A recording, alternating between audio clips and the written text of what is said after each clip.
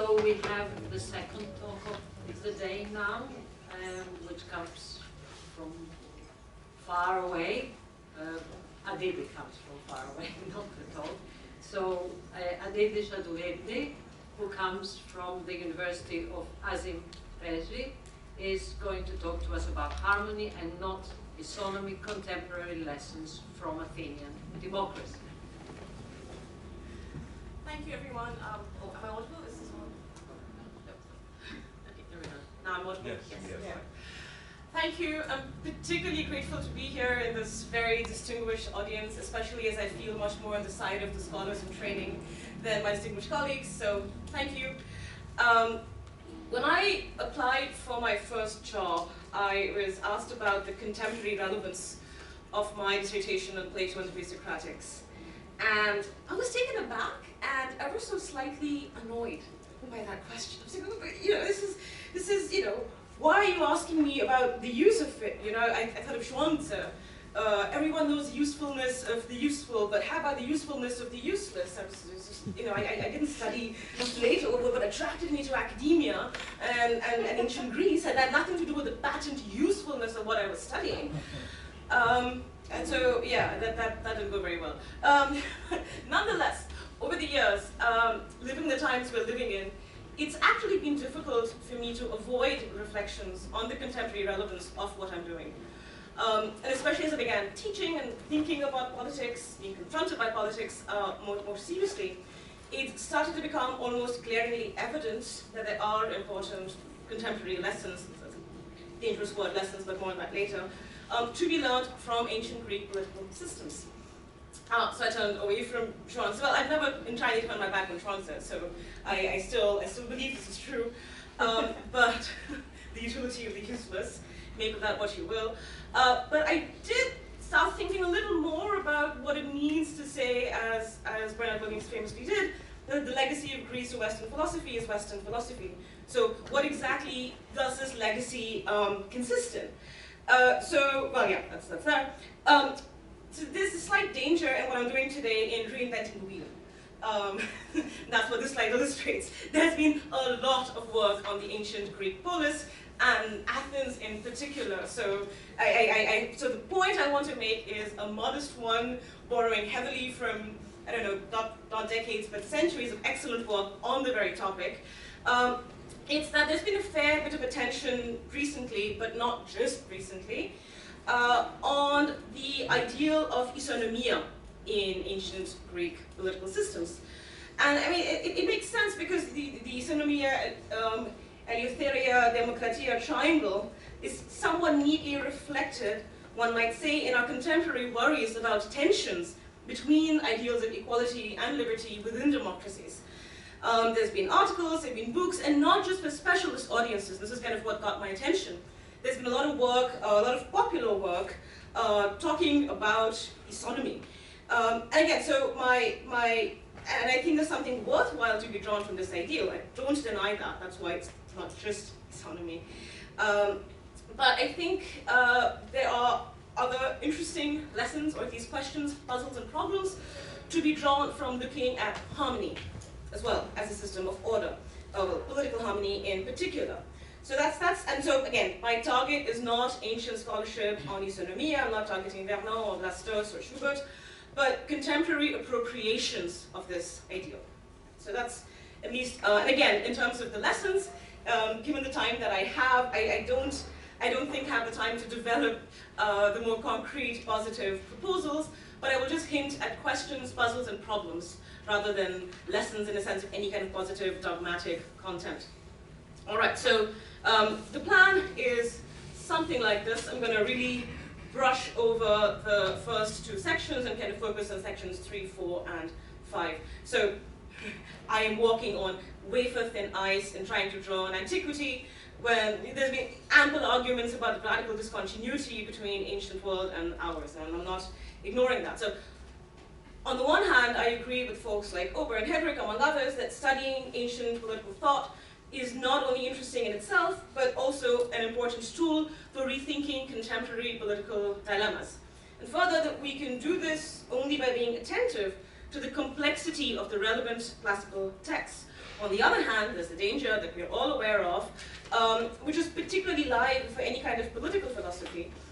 I think metaphysics is safer, for example, that entails either coming up with thought experiments or harking back to imaginary past or actual pasts in a way where we're doing no more than justifying what we've already decided is an ideal society.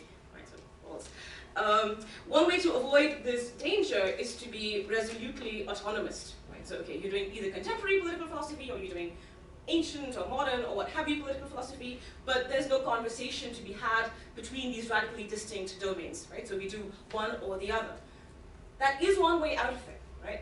But I think we lose an awful lot if we go the autonomous route. It's a safer route than the doing bad history route, but let's just do better history, right?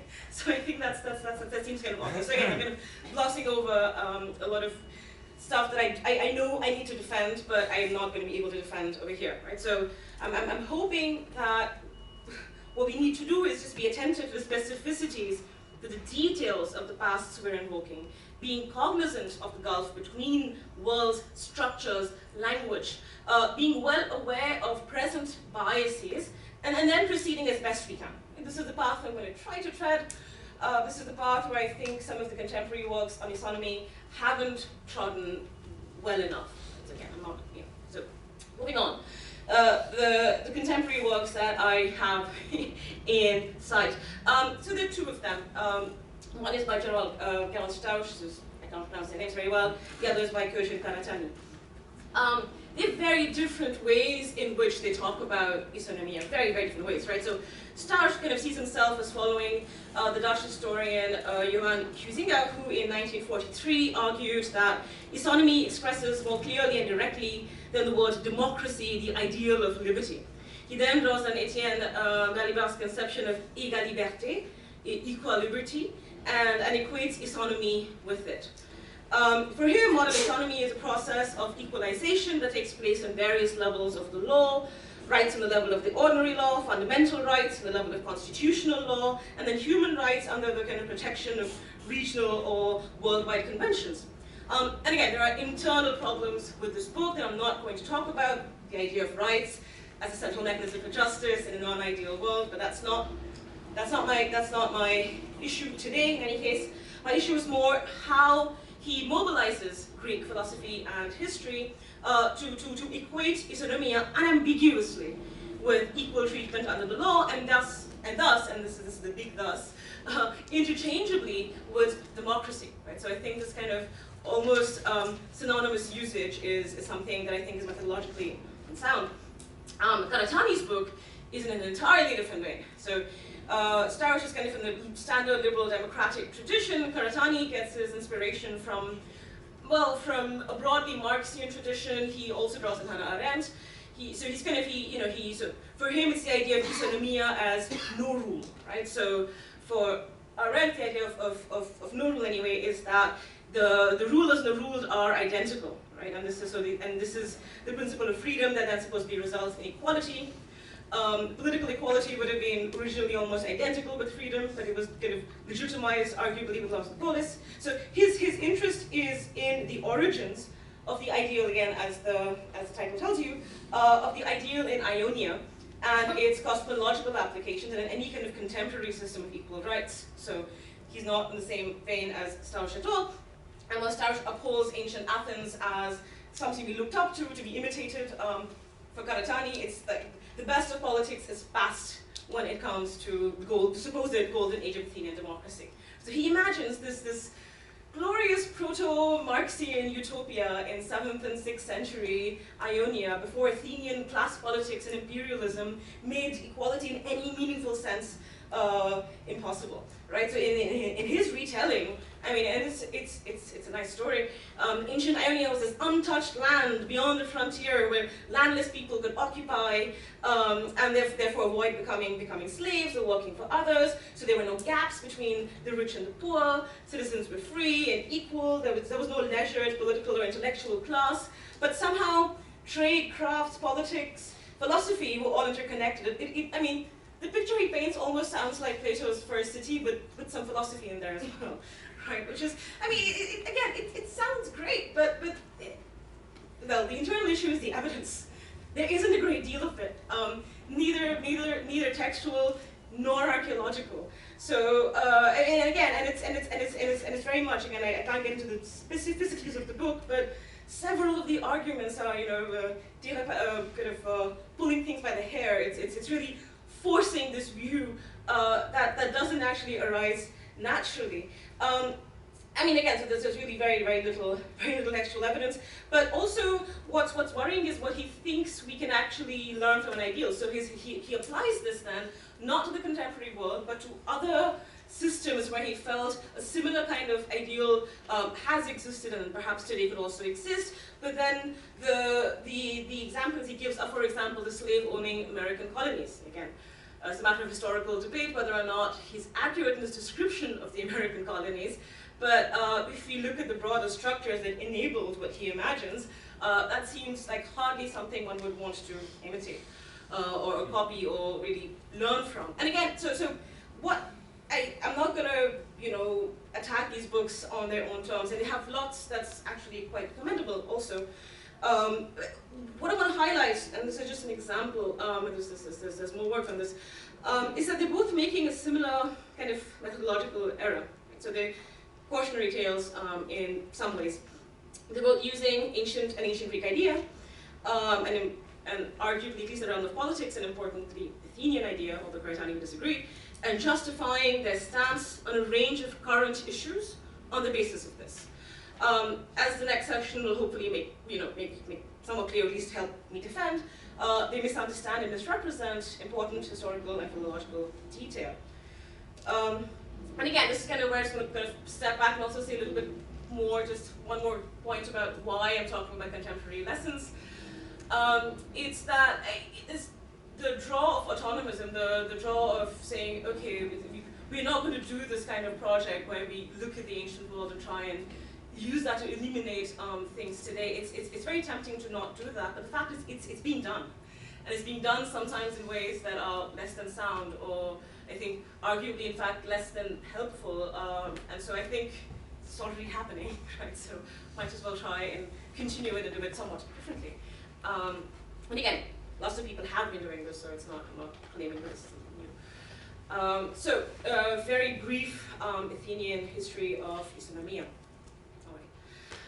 So the word first appears in its adjectival form in the Harmodius Scholion, the assassination of the tyrant Hipparchus in 514 BCE, and celebrates the establishment of isonomia, of making Athens isonymous, with his death. Right? But there have been references, so as Schubert points out, to various forms of isonomia as a constitution, a form of government in Ionia since the mid-6th century.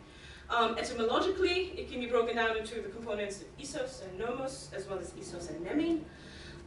And there's also, so again, there's also important distinctions between isos and homoios, right? So you've got different kinds of similarity. So homoios expresses something more like a qualitative or geometrical similarity, whereas isos is more of a quantitative or an arithmetic equality. So, for example, in context of social or economic strata, homoios implies a graded tiered equality where everyone within a stratum has the same degree of equality and appears to each other, whereas isos indicates identical amounts or equal shares of what is to be distributed. So much for isos.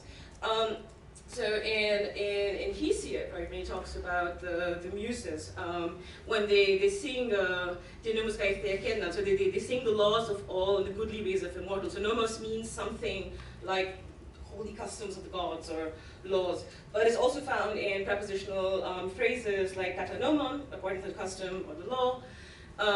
So in Hesiod it was usually used in the sense of customs, manners, ordinances, a general term for something like law.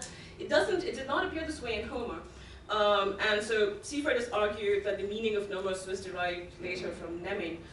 So Homer often uses nemein, whereas conjugations of nemo, as a verb related to objects in the field of eating and drinking, such as distributing meat and drinks, frequently in the context of sacrificial rituals. So other examples include using nemo with a higher authority as the subject, particularly gods like Zeus. Nemo also appears in the context of geographical regions, places, land areas. It can refer to distribution of it can refer to distribution of land areas or locations of people, where people are distributed or inhabited. And also there's another meaning that pertains to livestock farming, especially when it comes to grazing animals, bringing them to pasture, providing them with fodder by the herder, who also called the nomeos, and the nome is the pasture land. But so the derivation from neme to nomos is explained by Seifert is in the context of the animal sacrifice ritual and an equal distribution to all participants in the collective meal, for which Homer repeatedly uses nemein. So the verb is kind of, so you get nomos from nemein, analogously to logos legein and tokos thepein. But subsequently, nomos has a broad range of references and applies to anything that can be standardized. So it becomes something like norm in a descriptive and prescriptive sense. And so the abstract meaning then kind of denotes something like a comprehensive basic concept of correct normative order. A principle from which everything individual is determined, a binding or divinely ordained or universal law or right. And then later on, laws within the polis as positive laws and statutes, but this shift occurs no earlier than around 511, 510 BCE, when it replaces largely the previously common term thesmos. So, I mean, that's just, just very brief history of the word. This is cut off, but this is from Herodotus, where we see isonomia. So, one of the problems with this word, so is what kind of constitution, if any, does isonomia signify, right? So Raffler has argued, and Ehrenberg also, although he changed his mind, that isonomia is an aristocratic concept, actually, and equality of noblemen is contrasted with the lack of equality expressed in the rule of one man. Raffler says isogoria certainly and isonomia probably in the 6th century were important terms for a highly valued aristocratic concept. Oswald and Vlastos argue, on the other hand, that the passages with isonomus, for example, in the Harmodius Scholion, could have been created or added no earlier than 507 BCE, and so have to refer to historical events and the constitution introduced by Cleisthenes. Schubert also draws attention to this role in the founding myth of Athens. Cartlidge has argued that it's isokratia, that's the aristocratic counterpoint to our word. So if that's the case, perhaps you can just think of isonomia in the most neutral terms, to use Christian Meyer's formulation, as a yardstick for equality, and not necessarily tied to any one kind of constitution, because when you get different versions of it in Herodotus and in Thucydides. I mention this again because contemporary appropriation of it really seems to make it obviously and inextricably linked to democracy, and I think that's not obviously true. What we can infer from Scholion in any case, right, is its function and significance as a counter-concept to tyranny, to arbitrariness, to the illegitimate seizure of power by individuals. And this is reflected in Alcmaeon and in his natural philosophy and the opposition between isonomia and monarchia in this kind of, so this is the passage up here, as well as the equating of health with isonomia and illness with monarchia in this kind of transitional period from the 6th to 5th century. So in this model, one can, with Vernon, for example, recognize Anaximander's idea, perhaps, of a cosmology of the universe based on just order, always constituted from the correct mixture or balance of opposing equal forces. Again, I can talk more about the development of isonomia and its role in ancient Athenian democracy, in the democratic self-consciousness and Q&A, but I'm already speaking at 200 words per minute, and if I don't move on to the next section, I will not even get to section 4. So I'm going to cut this short for now. The thing to keep in mind, though, right? So why all of these? We can look at these texts later if you'd like. I've got the usual suspects up here, some of which you've already seen recently, so I'm grateful for that. The kind of takeaway from this is this, right? So it belongs to the semantic field of order, especially political order. It has a positive valence. It's largely used in the political domain, but also cosmological and medical. It represents something like, something that Vlastos has argued, something like a 1-to-1 ratio. And the origins, possibly pre-Athenian, closely linked with democratia in Athens, but not necessarily identical with any particular structure. I mean, the word itself, the concept itself, doesn't entail one particular form of government, I think, form of constitution, and I think that's quite important. And the other thing is that it is incredibly ambiguous. questions that, and then this is what makes it, it's easy to use and abuse a term that is so ambiguous, because who receives equality, right? Which stratum? Who are the objects of equality? What are the relata? What is the reference point of equality? What institutional consequences arise from the establishment of equality? And so, I mean, we know even from today that within the concept of equality that defines isonomia, there's this kind of, it's extremely ambiguous, right? So who governs or who claims isonomia for what legitimacy of rule? Right? What is distributed when there's a distribution of advantages that is distributed, right? So far too many contemporary accounts blithely substitute in whatever they take the fundamental value to be, right? Resources, money, rights, whatever their preferred flavor is, into the what questions, and then read this back into the ancient sources. And this, to some extent, I think, is part of the problem in kind of contemporary appropriations of the isonomic ideal. All right, so harmonia, and I'm sorry, we're going back to Plato. So much. It was nice to have a little bit of Aristotle, a breath of fresh air, but back to, well, actually Aristophanes and then Plato. So a bit of a shift. So before I get into the passages, just a little bit about when I say harmony and how that connects to the Greek harmonia. So not everything I'm saying is about the Greek term harmonia, but rather the concept harmony, or the semantic field, depending on your methodological leanings. So isonomic order, as I've just said, represents a kind of equilibrium, medically and politically at least. It's very commonly used in the social and political domains.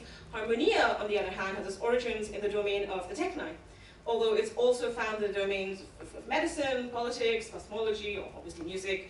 But in the passages I'm going to discuss, I'm more interested in patterns and images, and the power of certain kinds of images. I do think there's something like the concept of harmonious ordering that's speaked out through words besides just the Greek word harmonia that I'm drawing attention to.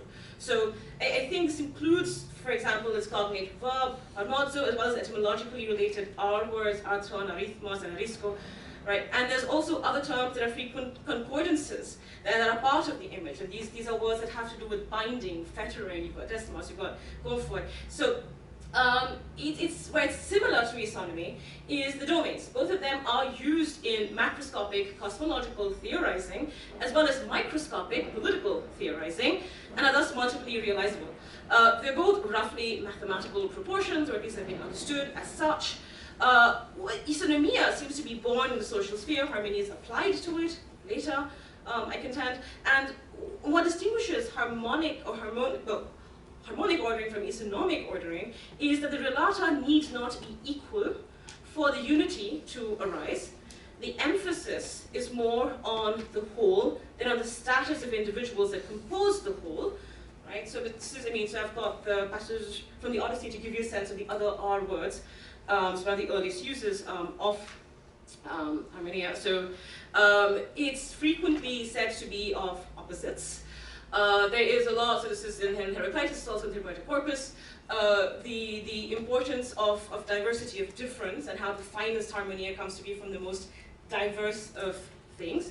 And the final product does not result in homogeneity, but a heterogeneous whole. So I think that's like another extremely important aspect of harmonia. And again, that harmonia is of dissimilars, right? So as Rillau says, like things don't require harmony, but things that are unlike and not related. Right? These things need to be bonded together, tied together. So again, a lot of the Sun compounds, I think, also kind of get us to this particular semantic field, if they're going to be held in an order. So I guess this is why I mentioned all of this, is because to some extent it's not clear why I'm even putting isonomia and harmonia in conversation. They seem to be entirely different things. My claim, again, is that they are both part of these broader conceptions of order, but that they represent different kinds of order, different kinds of end products. And then we get different kinds of images and arguments that are used when talking about these different kinds of ideals. So that's that. So that's it. So we've got just a quick summary of what I've just said. The first passage I want to look at is from the Lysistrata.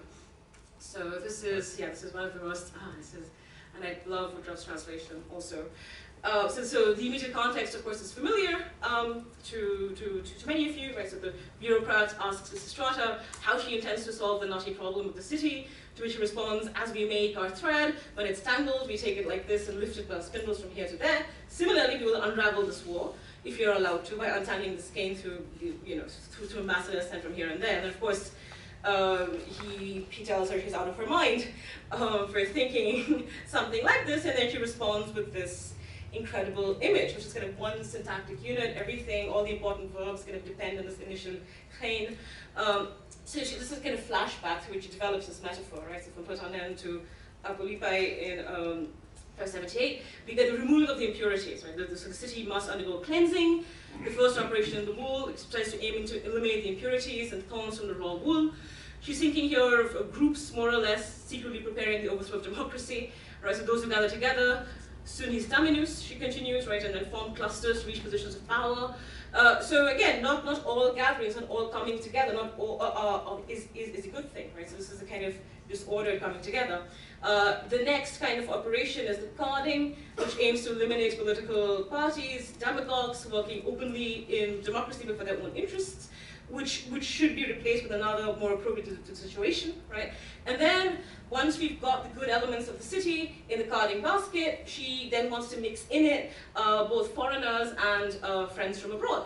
And so, namely those who remain allies of Athens in the war. So the political sphere here is expanded from, and it's to include metics as well as colonial cities. And of course, the tenuous finances of Athens, she has to include the debtors of the treasury as well. So there's that. And she says, so what she's trying to do, I think, with this image, and again, I'm not claiming, Aristophanes is a great friend of the Ecclesia. So I'm not, this is comic, we are meant to laugh at this ridiculous idea, but I think it's done this very important and interesting image. I think what you're trying to do is just to a gesture of recovery, you kind of associate all of these very different groups of people and bring them together, right? So this is all, so you've got these strands of wool falling on the ground, as well as all that's already there, and it's washed, it's guarded, it's gathered, it's harmonized, and then ready to be spun. And she doesn't actually talk about the spinning. And then she kind of goes taking all these strands of wool, bring them together here, gather them into a single mass, into a large bobbin, a large ball, and with this, toidemai kleina hyphenai. Right, so in Athens, the weaving proposed by Lysistrata is likely to evoke the large cloak offered every 4 years to Athena Polias, right, watching over her city from the Acropolis. And so this investiture was a central act of the festival, which also included a communal sacrifice. The metropolis, the colonies, the allies were all required to provide victims for sacrifice. So alongside the cows mostly, so alongside the ritual weaving for Athena Polias, if not for the people, the sacrificial sharing was also about manifesting and enlivening social and political unity. And I mean, there again, this is why I chose to mention this passage, because I think it is an illustration of a certain kind of harmony. But a harmony, but I think what we have to pay attention to here is the relata of the harmony. Who's being included? And we've got very, very disparate elements being brought together, being woven together into a kind of unified whole, a whole whose parts are intention and distinct, but that is perhaps arguably all the more beautiful for it. Well, Aristophanes thinks that, but maybe we think that. So, there are many aspects. So there's been a lot of work done already connecting the Lysistrata discussion of weaving to the statesman, and I will get to the statesman in a second. But there's also an interesting parallel to be drawn, and here I'm going to go to a text that no one has seen recently, Republic 8. Sorry, to bring that back to the table. But thankfully, I won't have to say much about it because it's been adequately covered. But I think why Republic 8 is because it was a very vivid and very negative picture of the kind of garment one might imagine that this kind of weaving could possibly give rise to. So here we are. So this is about how democracy comes about. But what I want to draw attention to is the Himation Bacchylon, right? So which again might remind one of Athena, who wears peplos bacchyllos, a variegated mantle in book 5 of the Iliad, was also mentioned in the Euthyphro. as well as Aphrodite, I would say, who's referred to as Percolothronos in Sappho with the Homeric hymn to Aphrodite. She's also clad in a poikilon and perikales peplon, right? So again, you've got this repetition of beautiful and kind of said multiple times in this passage, of course, ironically. So the use of the cloak and this image touched upon several standard Platonic themes. The one versus the many, the one is simple and always better than the many, appearance versus reality, the ease with which beautiful seeming things can fool those who lack sufficient discrimination, the essentially sensible versus the intelligible, and so on. So this is Plato 101. But more significantly still, I think, is the nature of the relata of the harmonious weaving that results in the seemingly, but only seemingly, beautiful, variegated cloak. As in Lysistrata, what we have here is something like a multitude. And the lovers of democracy see this multitude, it seems, as something positive. Right? So it's at least but it's clear what Plato thinks of this diversity. But let's stick with the weaving paradigm and move on to the statesman. Do I have 5 minutes more, or do I? 5. Okay, 5. All right. Okay, it's too much to get into, but so let's just skip all of that and get straight to here. And I think, again, I'm not going to say too much more about the statesman. I would just say, I think Melissa Lane's book is all anyone needs to read about this particular thing. But why I want to mention this here again in comparison with the Republic and with Lysistrata, I think this is common heritage from both Aristophanes and Plato, borrowed ideas, analogies, metaphors, and shorts, and myths. So the metaphor of weaving has its place as a political, civic metaphor in rituals that long precede Aristophanes or Plato.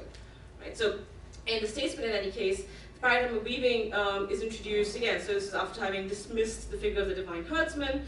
And it's interesting again here because we have a paradigm that's derived from a manual activity, a normally feminine manual activity, although again, Arcas is the inventor of weaving, and Archisus and Helicon did weave the first peplos. But it's interesting, right? So he says this, of course, poses problems for Plato. So he needs a paradigm of weaving.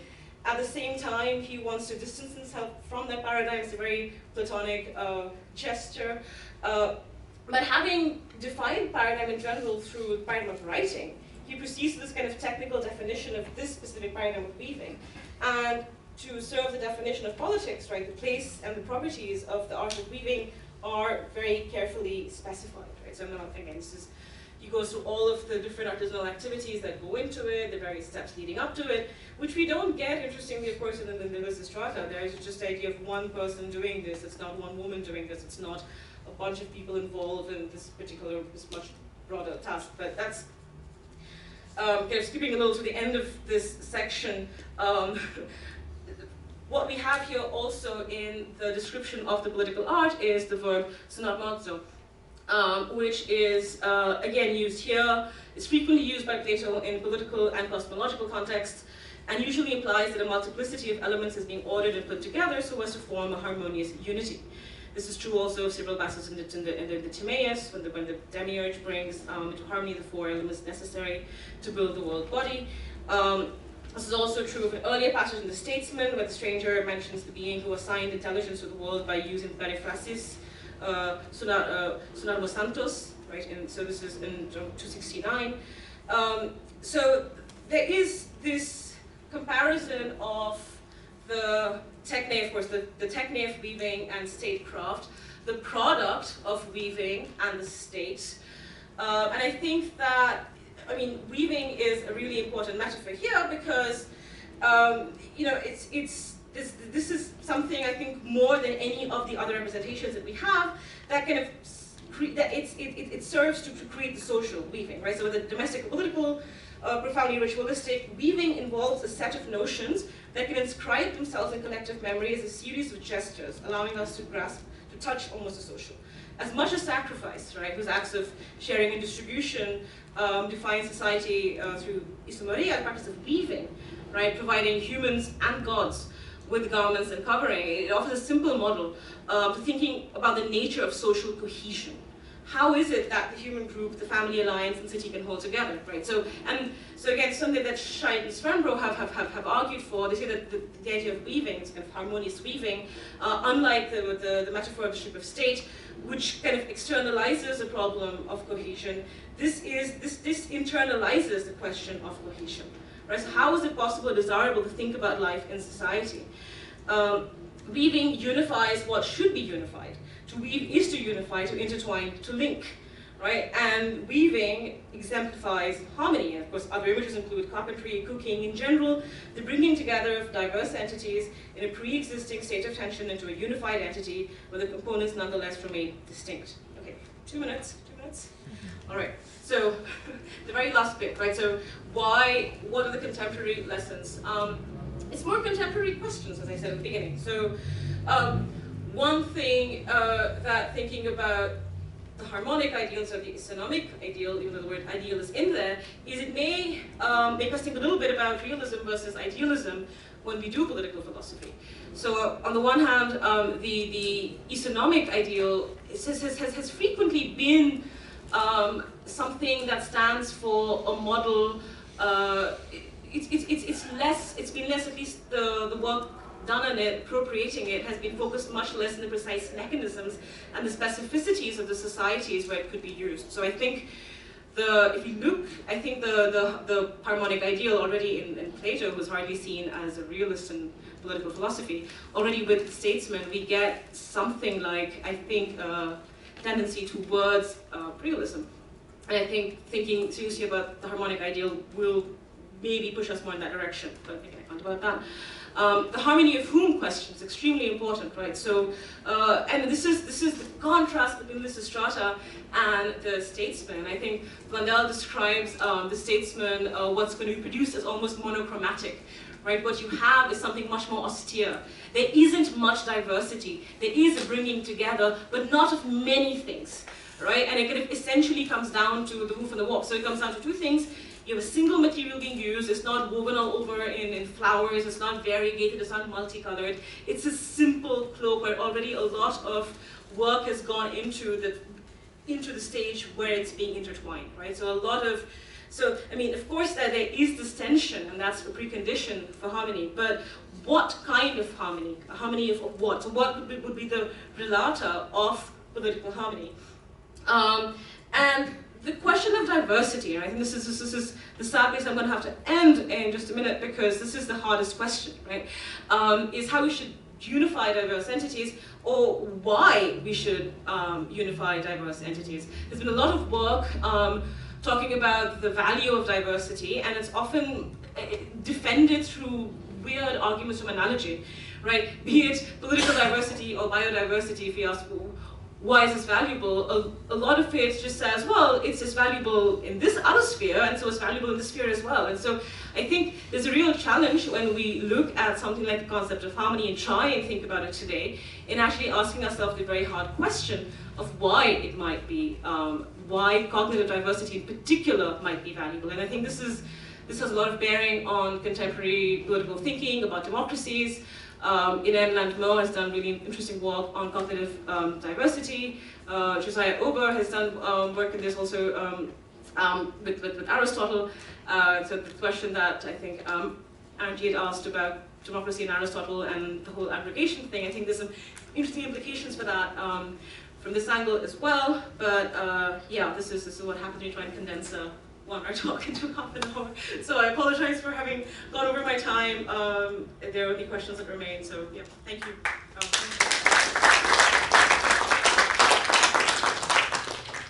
Thank you very much. That was very useful. No, I mean, and I'm sorry to press you. No, that was my answer. So Lucas. Yeah, thank you very much. So, are you suggesting that there might be contexts in which the pursuit of isonomia might be undermining instead of contributing to harmonia, or the other way around? Yeah, I think that is. So I think it's a question of the focus, right? So I think if we focus, or if we and use almost synonymously, and we equate democracy with isonomia, and we say that okay, adjust or at least equate justice with isonomia, I think that can in many ways undermine. So one thing is the passive-active aspect of it, right? So the way Stausch uses it, he talks about equal rights.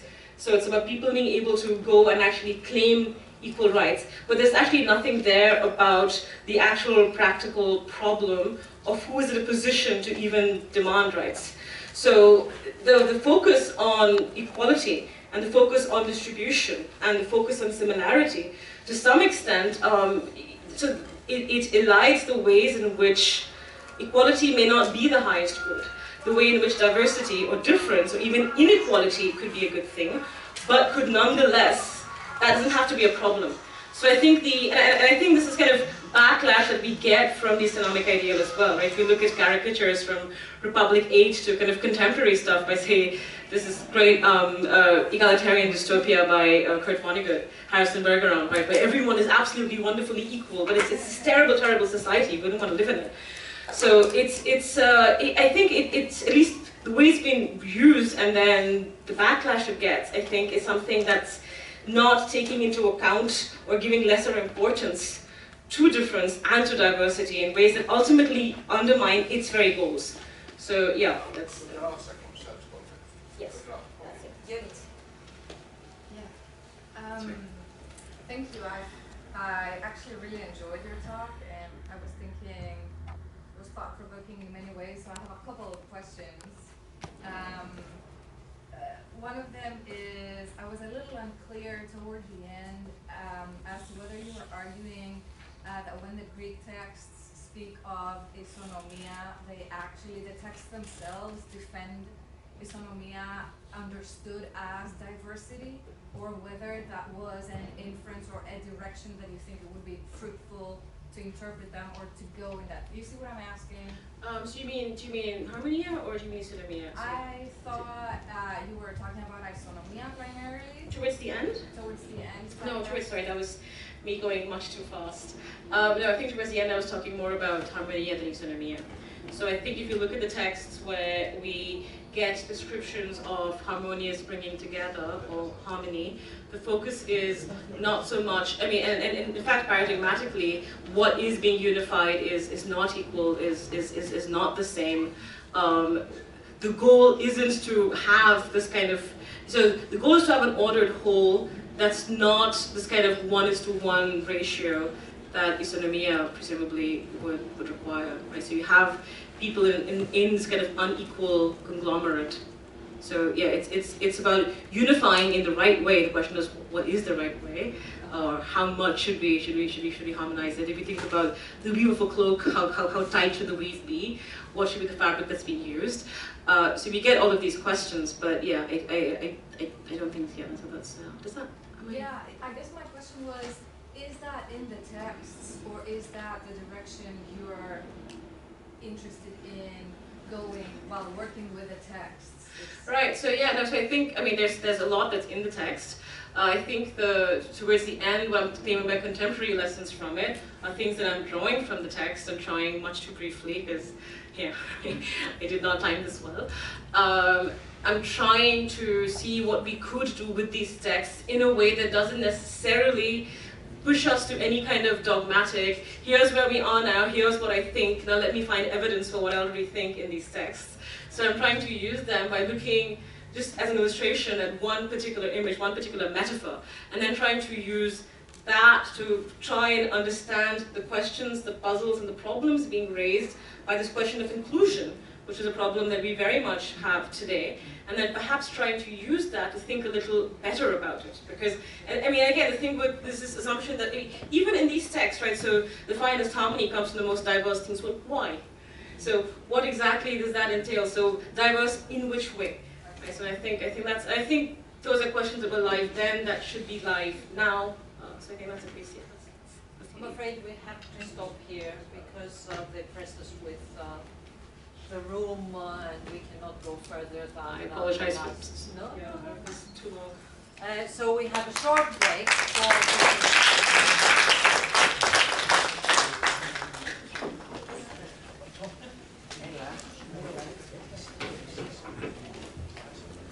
I just stay rusty. It was too much for the